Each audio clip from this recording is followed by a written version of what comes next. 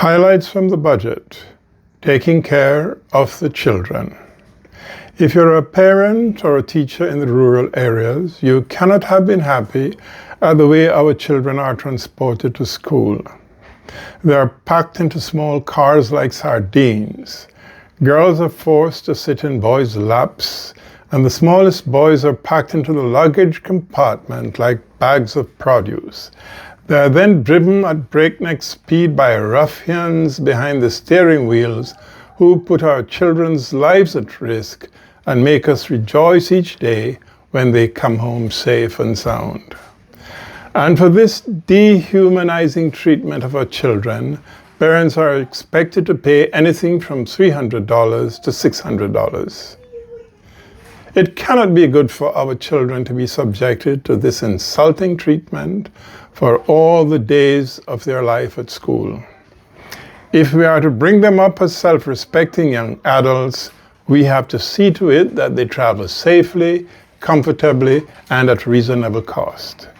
These are the little things that help to shape their character, and it has always been a matter of concern for Prime Minister Andrew Holness. He announced in his April budget presentation that things are going to change for the better when the new school year starts in September. In June, 50 American-style school buses, suitably modified for Jamaican conditions, will arrive in the island, and in September, another 50 to bring the total to 100. These buses and others that will come after will be dispatched across the rural areas so our children can travel in dignity.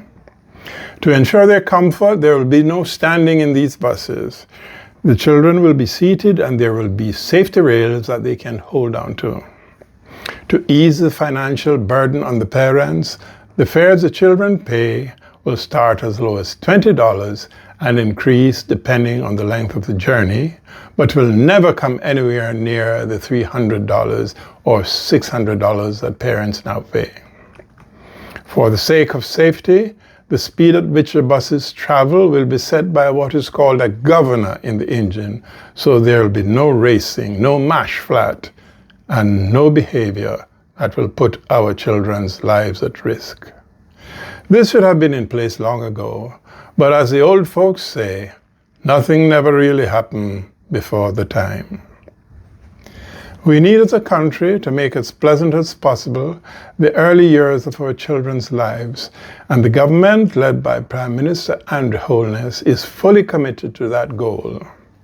To get an education, our children, first of all, have to get to school. And until now, if you're in the rural areas, this could be traumatic. As of the new school year, there will be no more drama. No more packing up like sardines.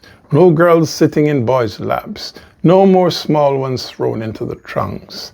Our children will be gently treated as they go to school. We have a caring Prime Minister, a man of vision, who is fully dedicated to the welfare of our children.